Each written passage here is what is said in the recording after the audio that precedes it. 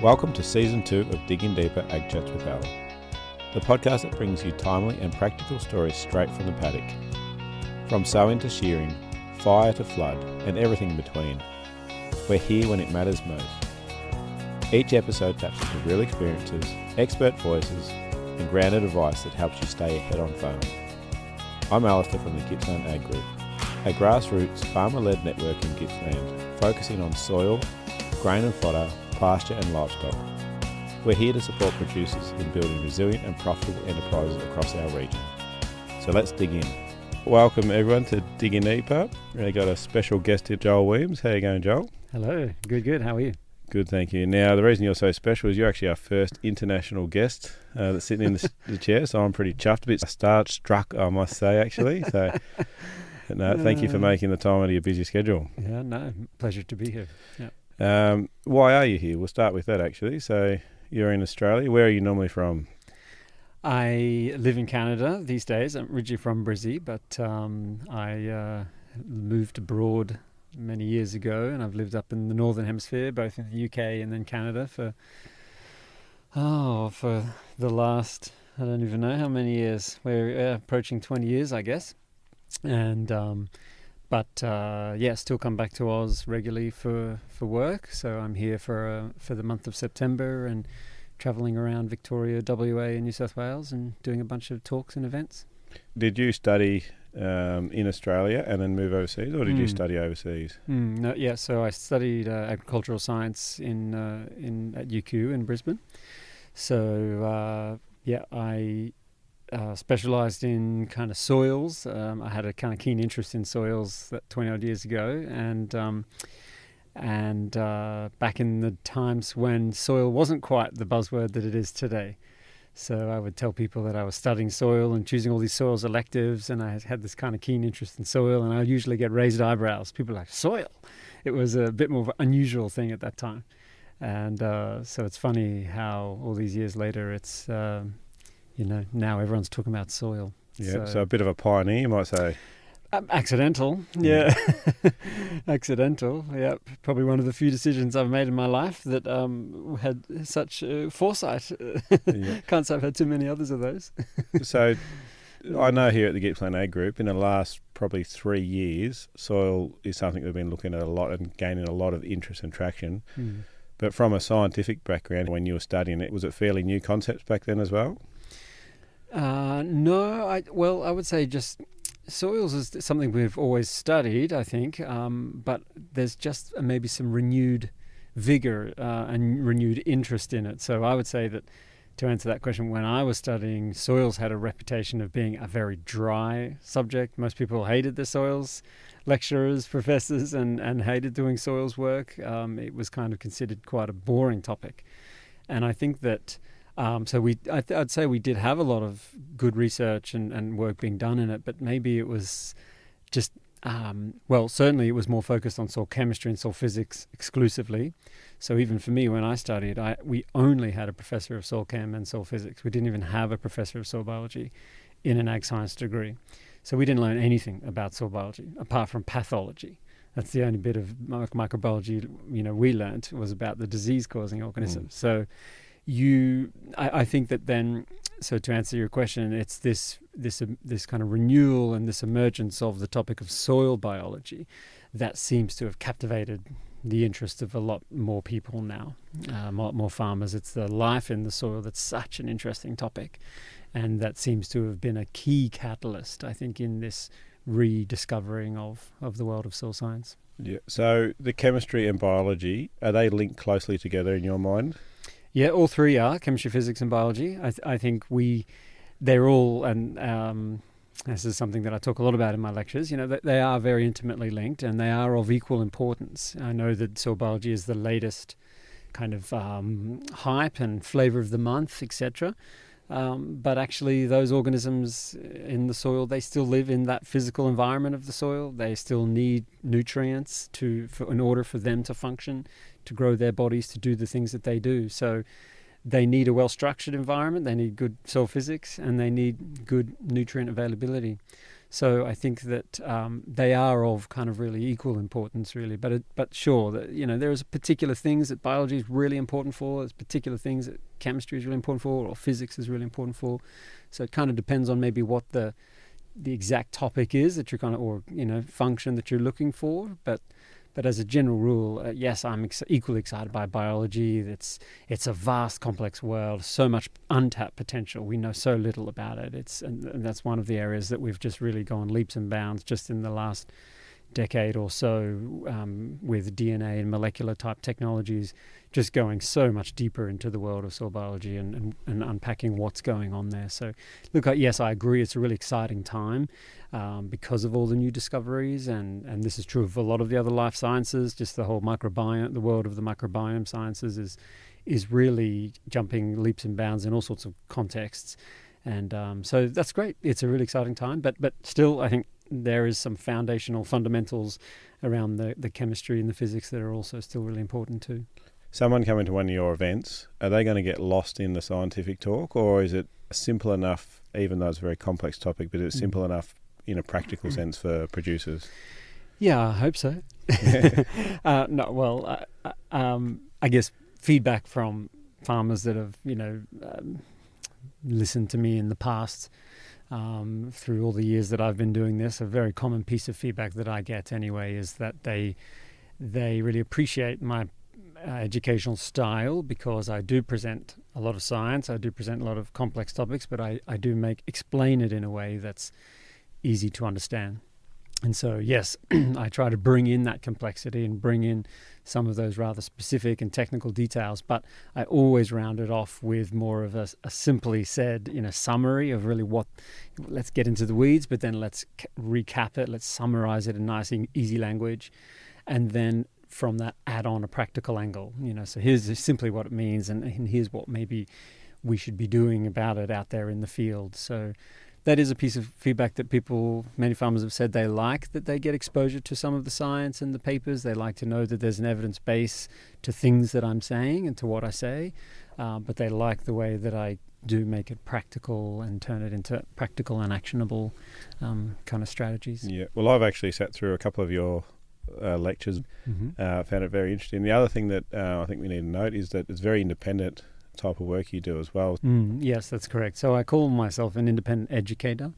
I don't sell products or inputs or anything of that nature. It's just delivering information, science communication, sharing information on both of a scientific and practical nature. It's not all just about the science. Of course, the science is great and fascinating, and it's a good base, but what's really important is how we put that into practice. So it is also what farmers are doing at the field level and what's working for them, and sharing some of those anecdotes and case studies and that kind of thing as well. So I do very much intentionally try to merge those two worlds, bring together both a science base with a practical angle on top of that. And I do think that's also very important. It's all nice and great to have a piece of paper and a study that says this, that, or the other, but ultimately what's really important is how do we put this into practice? Does it work in the field?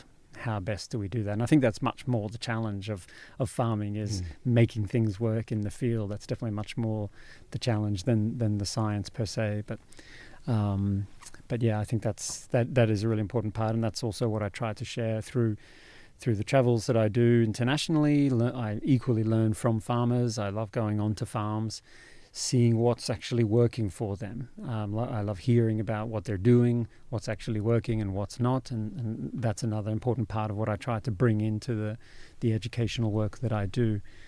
So it's just really all about sharing information. That's what I do. Well, you just mentioned being on farms and sharing things that are working. What's the last property you're on which got you thinking this is actually starting to really work or click? Is there a story you can share? Well, we were just on a farm on Monday, just a few days ago, with a small grazier, and she has a lot of kike, which I have been learning myself about what a challenge of a pasture this is. Yeah. And that it's, of course I know it from my time years ago that it does have that habit of growing, making that really intense thatch mat, and smothering out plants. I know it's commonly used as a lawn or a turf, species. So that's a real challenge in terms of managing that and trying to encourage more diversity, plant species diversity in the pastures. So we were on a farm just the other day on Monday and talking about strategies to try and keep that kike down, strategies to try and get a bit more diversity back into the system and oversow it, and just strategies on kind of grazing it hard to keep it kind of back so that some of the other plant species, clovers and things, can also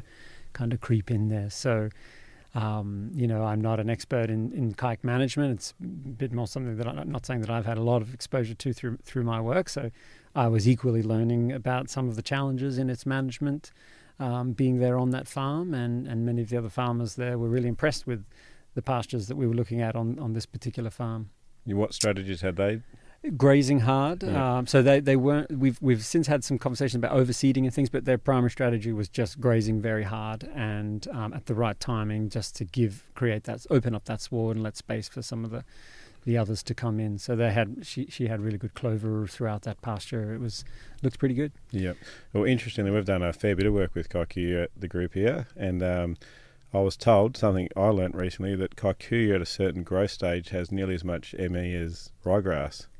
Okay. But it goes off really quickly and then has very, very little, if nil sort of energy level. So this word cardboard kept popping up amongst conversation. Yeah, no, definitely. And the other good thing about it, it's very active in summer. So summer rainfall, a lot of guys like it with the variable climate here in Gippsland, and so. A shower of rain in summer and it will bounce back very quickly. So not all bad, the old kike gets a bit of a bad rap sometimes. So. Yeah, that's right. Yeah, I heard we were talking a bit today again about it, and it was a little bit, the analogy was used, it's a bit of a friend and a foe. Yeah. Now, you said you are in the area. You've spoken at a couple of events, and tonight you're at the Gippsland Ag Group speaking on compost, or more specifically chicken litter. Is that correct? That's right. Do you want to share a little bit about what you're going to talk about tonight? Sure. So I hear there's a lot of interest in chicken manure in recent times, and that's a common thread you find with the broader discussion about organic amendments and manures and things generally, is that there's kind of this seesawing and ebbing and flowing of interest in organic amendments. As the price of synthetic fertilizers, bag fertilizers goes up, there's always a lot more interest in looking at organic amendments and how they can kind of complement and supplement during those high prices of the bag ferts. But organic amendments like chicken litter, they do a whole lot more than just provide nutrients, and I know that's often some of the motivator for farmers to come and weigh up the economics of the cost of those nutrients, looking at those, doing the analysis on the different costs and the economics of those different forms of nutrients, be that from the bag or from a manure. But organic manures do a whole lot more than just provide nutrients. They have a lot of co-benefits and multiple benefits, and in terms of improving, conditioning the soil and building soil carbon and all of that kind of stuff. So really the talk today, we're going to kind of cover some of the ins and outs of what does manure do to the soil, why is it good for the soil, what are some of those benefits of the use of manure. We'll talk a little bit about its role as a fertilizer, as a nutrient source, and how we can also use that to kind of complement our traditional fertilizing strategies and integrate those two together. And just a little bit about the differences between using fresh manure or maybe composting it, and some of the opportunities and potential there, and differences when we also compost, and how that might kind of change the nutrient profile or the nutrient stability of those nutrients, and also address some of the concerns around pathogen or weed seed introduction, that type of thing. And composting can be a good way to address these. So really it's going to be a bit of a deep dive into all things kind of chicken manure management, poultry litter management, what it does, what are the benefits, and how to get the most out of it. Do you do anything with the compost teas and the like? Mm-hmm. Yeah. That's something I've done a long time ago, and actually when I first left Australia, I was moved to the UK and based over there for about 10 years, and that was at the time, so this would have been 2007, that I moved there. And I worked on a farm that was also doing soil biological analysis for farmers around Europe, and we were doing all sorts of work with composting and compost extract and compost tea production, and kind of putting those samples through the lab and looking at them from a microbiological point of view and applying those to soils and plants, and kind of just trying to monitor and see how these kind of inputs impacted the system. So yeah, that's something a long time ago that I have played around. Did a lot of kind of brewing at that time. So back in that time, there was a bit more interest in the compost teas. So the brewing of the compost teas, that's kind of adding the oxygen, bubbling it away, adding food sources in the compost, and kind of culturing that for 24 hours or so. That was kind of the thing that was more prominent then. And in these last now many years since that time, in the last 15 odd years, it seems there's been a real shift more now towards compost extracts. And I think rightly so. I think compost extract is really then just about mixing compost and water, and just extracting out, washing out the biology, and whatever comes out is that's how you use the product, just as it is. And it's a lot more, it's a lot kind of low tech. It's a bit easier to manufacture these compared to brewing a tea. There's a lot less planning and foresight. It's a lot easier. And I actually think it's a better strategy anyway, as compared to the brewed teas. So it seems to be these days that there's a lot more use of compost extracts instead of compost tea. And I think rightly so. They're just a lot more practical, and I think they've been a lot more successful, therefore, about being adopted by farmers, because they're just a bit easier to use. Yeah. So is there a benefit in actually the extract rather than just spreading the compost out directly, or is it an application thing that makes it easier? Yeah, it's the application. So, it's nothing against a good old traditional compost and putting that into the soil. You're getting all those same organisms applied into the soil, plus you're getting the benefit of the additional nutrients and some of that organic material as that'll decay and break down and feed the soil. So it's much more of an overall kind of soil conditioner, soil improver. With the extracts, you're really just using water to wash them out and primarily just get the organisms themselves. Yeah, a little bit of soluble nutrients and things as well, but you're mostly getting the organisms, and you're kind of then missing out on some of the bulk organic material, the bulk carbon additions. But the benefit of the liquid is it's just then very user-friendly to apply. So you can put that liquid on a seed as a seed treatment. You could foliar spray that in theory. You could inject that into the soil or dribble that into the furrow in a cropping context. So there's many ways with a liquid that you can then get that in close contact with plants. And that's kind of really the goal. So really, it's just about kind of a bit more user-friendly, and, that with a compost, when you spread that on top, if it sits on the surface, if particularly here in Australia, if depending on what time of year you're spreading that, and if it's maybe a hot sunny day, you've got a lot of UV light coming in. So when that compost sits on the surface, you actually, if it's a hot day sometime after that, it can start to really dry out. Some of the biology actually can die off or certainly go dormant. You're not really getting that biology right down into the soil, which is where you really need to get them in order for them to survive and thrive and function better. So the compost is great, and it's a great soil conditioner overall. But if you're trying to specifically go this kind of probiotic route and put some organisms back into the soil and re-inoculate the system, then that's where the kind of the liquid has a lot of advantages. All right, we've got a couple of rapid fire questions for you, because there's a couple of things in there that's triggering my mind, and we had a few questions come in, so we'll see how you go at answering these. Is a foliar ant, because you mentioned foliars then, can a foliar ant replace most soil nitrogen? You said rapid fire question. Right? Does that mean I have to give a rapid answer, or No, it's just rapid question? The question, yeah, and then the response can be as long as you like. Sounds like it's more complicated than. Yeah, that's right. Yeah, no, let's try and keep the answers a little rapid too.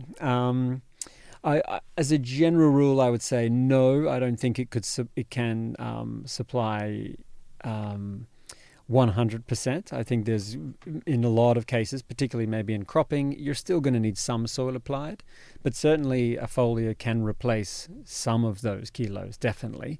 There is scope for some substitution up through the foliar. And when you do that, the foliar is certainly a lot more efficient. So when you target that onto the foliage and you get those nutrients particularly nitrogen, straight into those plants, that bypasses the soil. And it's when we put nitrogen down in the soil that nitrogen is prone to a lot of the losses. So it could leach through, it could off-gas. So when we minimize those losses, that means we can use less and be more efficient and targeted. And that's the big benefit of the foliar spray that it brings. So yes, it can substitute some of your soil-based nitrogen, but particularly for annuals, you do generally need some soil-based nitrogen because you've got to kind of establish that crop first, and you've got to grow the leaf area first. And once you've grown that leaf area with a bit of soil nitrogen, then you can use the foliar to finish it off once you've grown some leaf area. Yep. But in a dairy context, say, I know some guys there who are doing 100% foliar. And in fact, they're achieving great results, 50-odd% nitrogen reductions compared to their previous granular soil applier. They're using about half as much and doing 100% through the foliar. But I'll caveat that and say that even if you're doing a 100% foliar a strategy, that's not to say that 100% of the nutrients are coming from that foliar. So even if you're putting none in the soil, the plants are still getting some nitrogen out of the soil. So nutrient cycling is more active in the soil. Exactly right. Yep. And just on that, we've had a few people that tried foliars and say, it's no good, it's not worth it. But they've often gone straight with a nitrogen product. But you wouldn't recommend just a nitrogen foliar spray. You've got a bit of a combination of things you would put on in that foliar. Do you want us to talk quickly about what needs to go in to assist in all that? Yeah, sure. Okay. Firstly, I'll just say that urea as a form of nitrogen is a really good choice and a very favourable form of nitrogen to be applied through the foliar. And we can skip on all the details, but it's just the nature of the form of that nitrogen. It's very, very very rapid to be absorbed by the leaf. It's very, very quick to get in, and it's a very beneficial form because it's a carbon-based form. It's got some carbon attached to it. It's a very efficient form of nitrogen for the plant to utilize.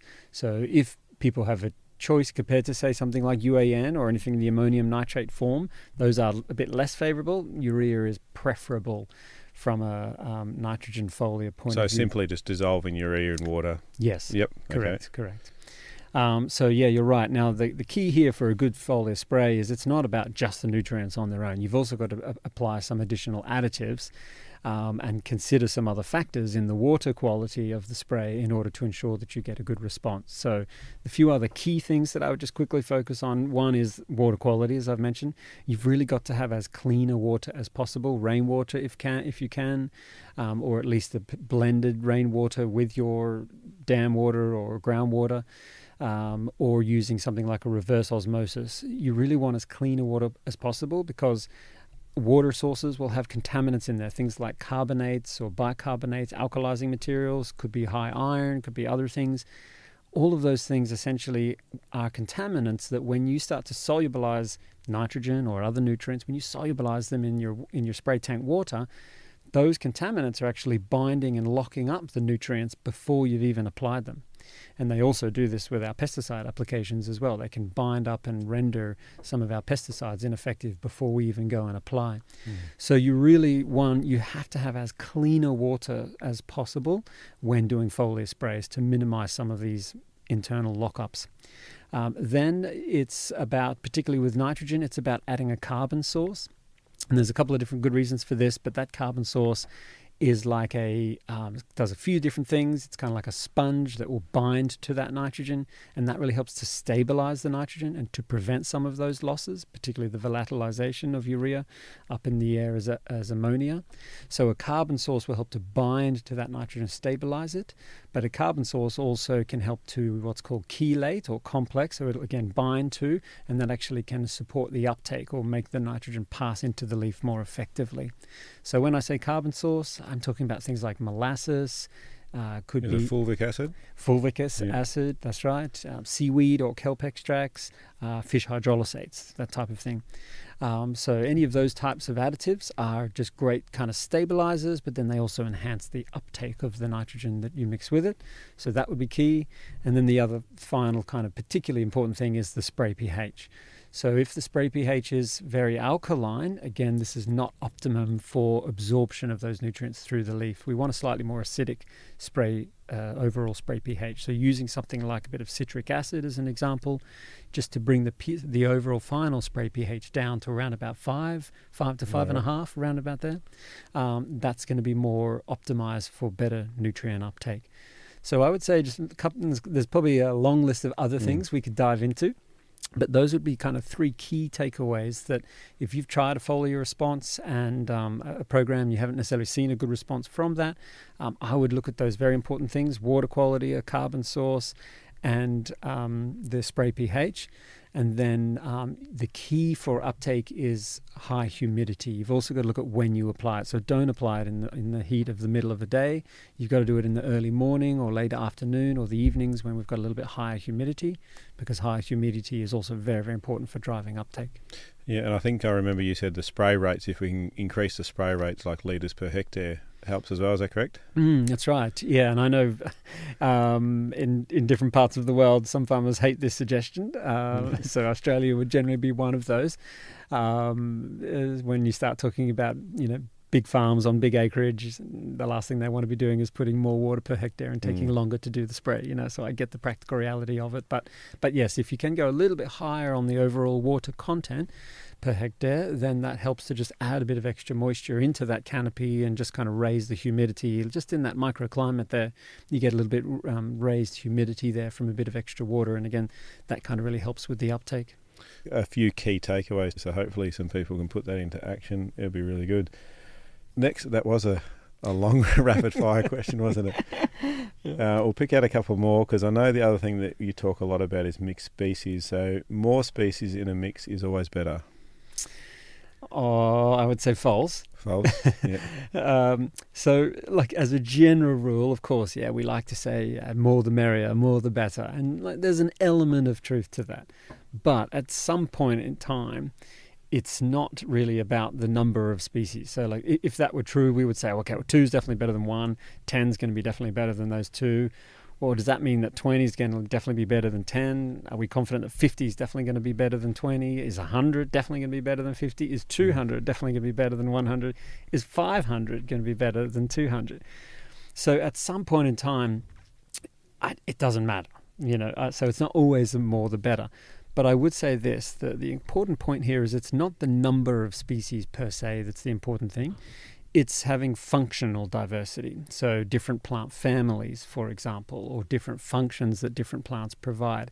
If you're adding another plant species that is adding a different function or is of a different family, then yes, it can be beneficial. But if you've already got, some grasses and you add another grass, well, it might not be, you're not necessarily adding anything different. Sure, it's a slightly different species, but they're still grasses. So let me give you an example. If I had a choice, if I was going to grow a green manure or a cover crop, if I had a choice between an 8-way mix and they were all legumes, we had 8 species mix of all legumes, or if I had a 3-way mix of 1 legume, 1 cereal, and 1 brassica, I would choose the 3-way mix.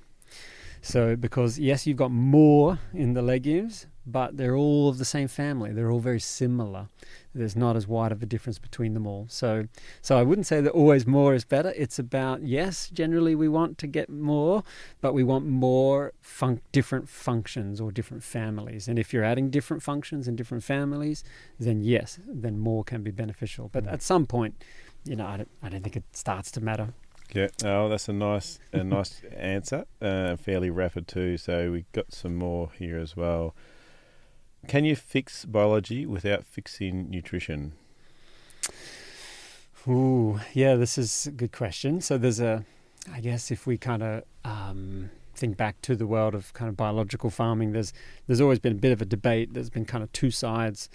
If you look at, say, the chemistry first approach, it would say that, you've really got to optimize the calcium to magnesium ratio and build your soil organic matter. You've got to create a nice home for the environment, for the microbes to thrive.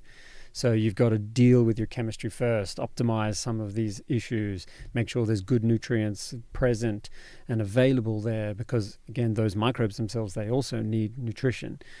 They also need macro and micro minerals to grow their bodies, just like plants do, just like we do, all living things do. So the biology needs nutrition as well. So what that school of thought says, let's optimize CalMag, let's improve organic matter, let's get that soil right, create a good home, and then when we start to use biology or use probiotics or inoculants and things, then there's an environment in which they will thrive and do better. So there's kind of one debate. The other debate says, well, actually, if you start with biology, that your biology can actually also help you improve that soil structure, re-aggregate that soil, improve the physics, and therefore start to cycle and make nutrients available in the soil already. So if we look at the process of aggregation, sticking soil particles together, aggregating the soil, creating kind of pore space in between, definitely that is very much a biological process. It is living things that drive that process primarily. So that's the other kind of the school of thought that says, well, let's start by getting biology back and rebuilding that structure. And when we rebuild that structure and aggregation, well, then the soils are going to function better and cycle nutrients and release chemistry. So going kind of the other way. And I think, both schools of thought are fine. I think some folks have had better results addressing chemistry first before they move on down that biology path. Some folks have gone down that biology path and kind of made that work as well. I think it a little bit depends on the soil type. There's a bit of context there. I would say in a very light and sandy soil that has very poor nutrient holding capacity, sure, probably in a soil like that, it might be better to try and address a bit of chemistry first, to try and lift just a bit of that baseline fertility of a soil like that first, so that then the biology can thrive. But if you're talking more on a slightly medium, fine-textured clay soil that's actually got a bit better nutrient reserves in it, well, there's probably already enough chemistry in there. You might just need to focus more on that biology of restructuring those particles and aggregating, etc. So I kind of think it depends maybe on the soil type, and some of those other kind of contexts around that too. So I don't think there's a right or wrong. I think there's many roads to Rome. But I think to summarize, I would emphasize that it is a fair point to say that chemistry is also really important with biology. We're all very excited by biology these days, and there's a lot of potential, and rightly so. But those organisms still need a physical environment to live in, and chemistry, they need nutrients for them to grow their bodies as well. So again, they all come together in this big piece that we have to manage them all. It's not necessarily one or the other. Yeah, well, I've actually got probably a similar question here. You've half answered, I think. But the biggest misconception you hear about regen versus conventional systems, is there an either or are we starting to move to something that it's part of both now? Yeah, that's a good question. Yeah, I think so. I think it is a continuum. So let's go back. Let's go back 20 years. We used to have the same divide between organic and conventional, and this was one on the other, one side, and one was on the other, and never shall the two meet. It was this opposing us and them type thing. And I think what we're seeing now is that actually it is what we are currently calling regen. That is kind of the middle ground between those two. And I think that's been a really great thing. It's actually brought farmers together, much more closer together, to realize, actually there's a whole lot of common overlap between both organic and conventional. There's a lot of things that they have in common. And Regen has really kind of brought that, and soil health and Regen have really brought that to the forefront. And you see it very much at field days, or like we were today, out in the paddock, digging, talking, farmers asking questions, having a discussion. These days at a soil health kind of focused event, you can't tell who's conventional and who's organic. The types of questions they're asking are actually all quite similar. Everybody wants to know how to improve their soil health, how to get the most out of the soil, build soil carbon, whether or not you're a conventional or an organic, in a low input or no input farmer. Everybody wants to improve the health of their soil.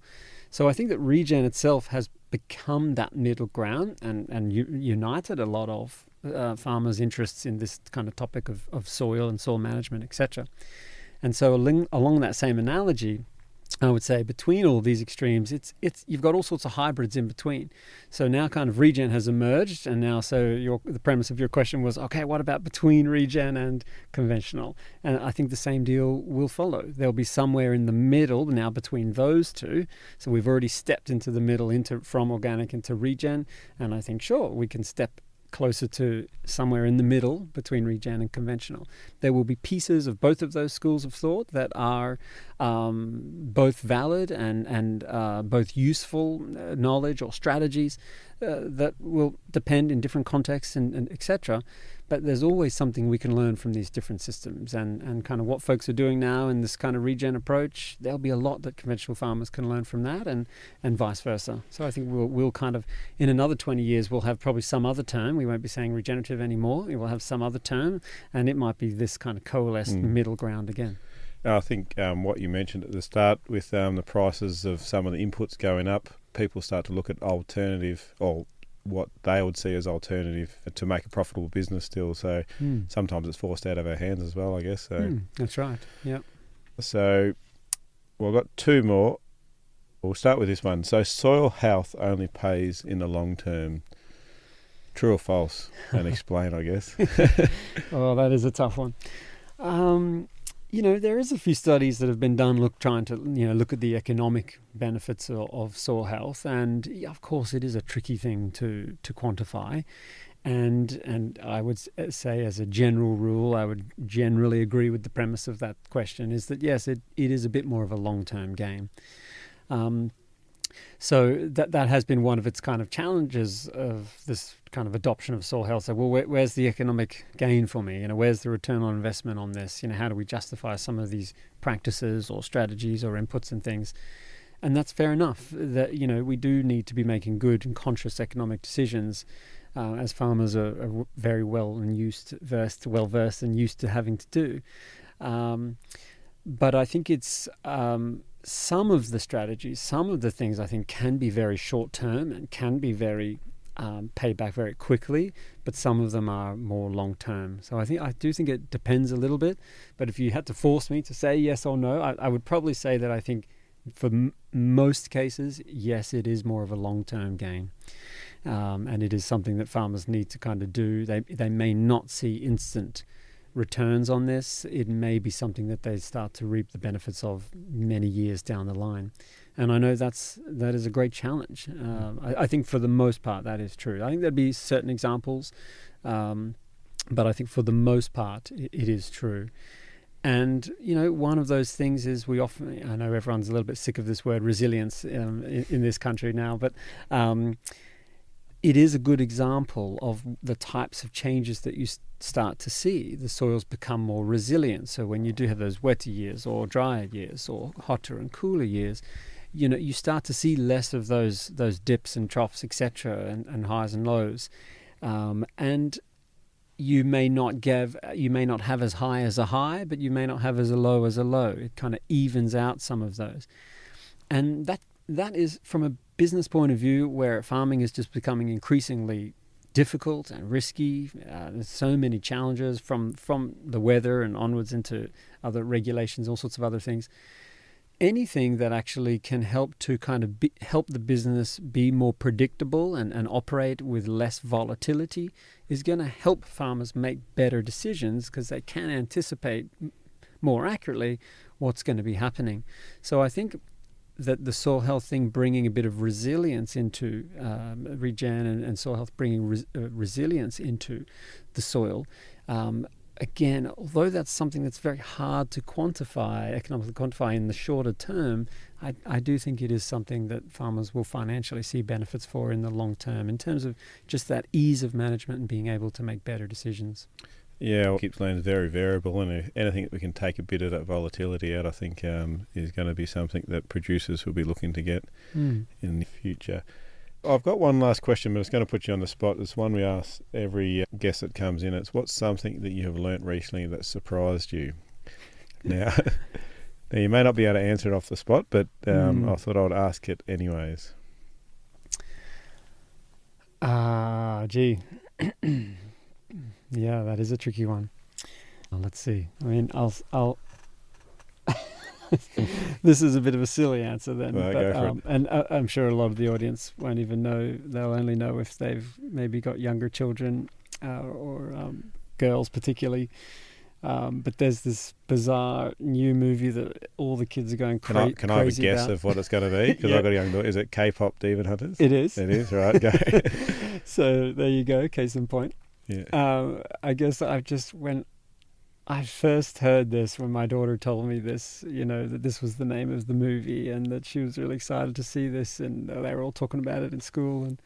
And yeah, my first thought was, what on earth? Is this just a joke? Is this crazy? Like, are they that desperate for a title? That sounds absolutely ridiculous. Yeah. And then I've just, as it's unfolded and unrolled and got bigger and bigger and crazier, I've been surprised to hear that it's just this absolute ginormous success of a movie. When she first mentioned it, I thought, oh, that just sounds so ridiculous and so silly.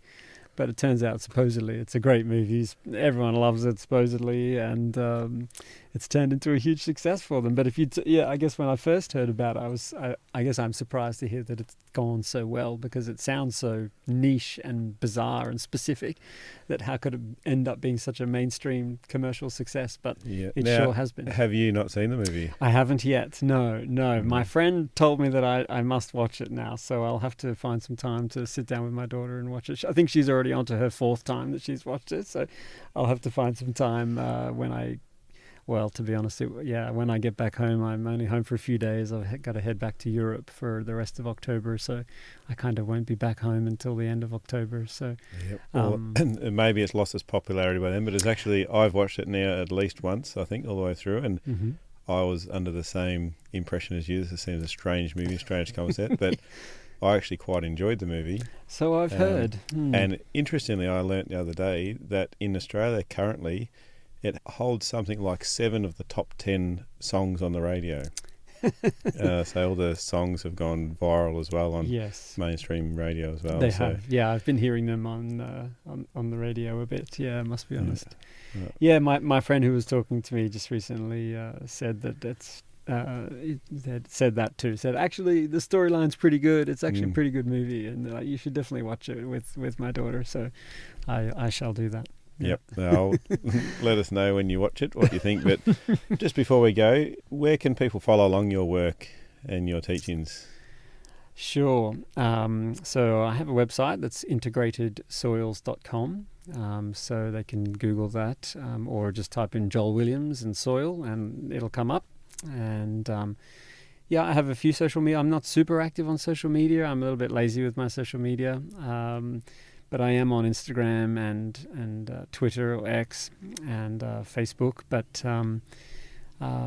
people can find me on any one of those 3. But I can't say that I'm a super avid social media poster. I probably should do more, but I just, there's only so much you can do in daylight hours. Exactly. Search up Joel Williams, Integrated Soils. Integrated Soils. Yeah, and you'll find plenty out there. Some stuff you probably don't even know is out there, Joel. He's out there. So I found a lot when I was scrounging around. So yeah, and I've got lots of talks and things on YouTube. So if people want to hear a little bit about, if they've not heard me speak before and would like to hear a little bit about what I do or how I do it, then they'll find some stuff on YouTube too.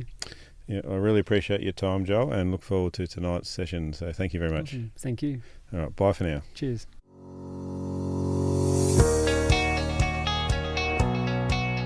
A big thank you for tuning in today. And remember, if you have a question about today's episode or a topic you'd like us to cover, reach out to one of our many platforms and join the conversation. We're here because of your passion and commitment to agriculture. Together, we can build a stronger farming future. This podcast is made possible by the Future Drought Fund Regional Drought Resilience Planning Program, co-funded by the Victorian and Australian governments. This episode was supported by the Topsoil Project.